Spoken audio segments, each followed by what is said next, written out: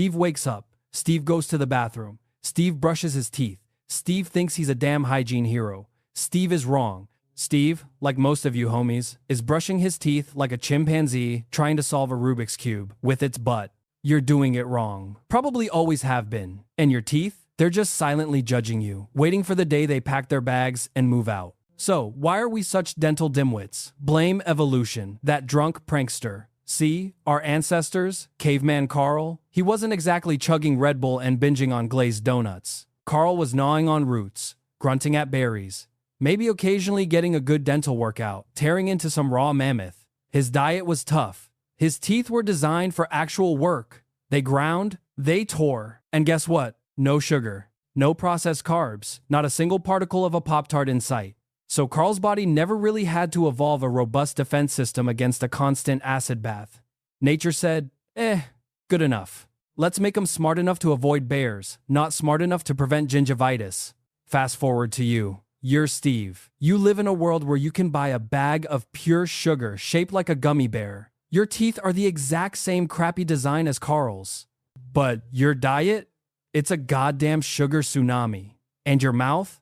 It's a 5-star, all-inclusive resort for tiny, slimy freeloaders called bacteria. These little microscopic degenerates, they love sugar. It's their crack cocaine. And when they get their fix, they excrete acid. Think of it like a million tiny frat boys, drinking all your sugary drinks, then peeing acid all over your teeth. Charming, right? Their living arrangement? That's plaque. That's sticky, fuzzy film on your teeth. It's their goddamn apartment complex. They build it, they live in it, they throw parties in it, they pee acid all over your enamel from the comfort of their gross little homes. And your enamel? That's your tooth's armor. Except it's more like wet tissue paper trying to stop a bullet. Once it's gone, it's gone. You don't get a dental do-over. The dentists aren't magic. They just patch up your bad decisions with expensive tooth cement.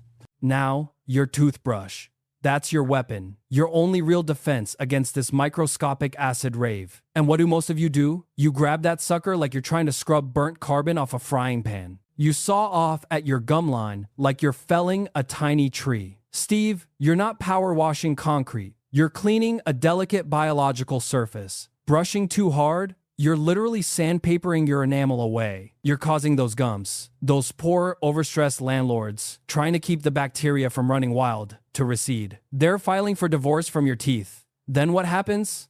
Exposed roots, tooth sensitivity. Suddenly, that ice cream cone sends an unholy jolt straight to your brain. Congratulations, you've just given yourself a toothache. Or maybe you're the opposite, the gentle caress brusher. You barely touch your teeth for 30 seconds, then declare victory. Meanwhile, the bacteria are just chilling, probably even laughing at your pathetic efforts. Oh, is that all you got, homie? They whisper. You're just tickling them. They want to be evicted. They want their apartment complex demolished. And the angle? You're probably holding that brush straight on, like you're painting a wall. But plaque loves to hide in the little crevices right where your teeth meet your gums. You need to angle that brush. 45 degrees, people. Like you're trying to sweep the dirt out from under the couch. Little gentle circles. Like you're buffing a really delicate car. Not like you're trying to chip paint. 2 minutes, minimum. That's a full-on 2-minute dental eviction notice. Then there's the great unmentionable, flossing. Steve, if you're not flossing, you're only brushing about 60% of your teeth. Think about that. You're cleaning the front and back of your car, but leaving all the doors and windows plastered in grime. Those tight spaces between your teeth, that's prime real estate for bacteria. It's their secret underground lair. And if you're not flossing, you're just leaving a damn buffet open for them 24/7. That stank breath you've got? That's the smell of a million tiny frat boys having a party in your mouth and letting the garbage pile up. So what's the solution, you ask? Don't be Steve. Get a soft bristle brush, angle it, brush gently, brush for 2 minutes, twice a day, and floss every damn day. It's not rocket science. It's just not doing it wrong. Now go. Brush like you mean it. Bye.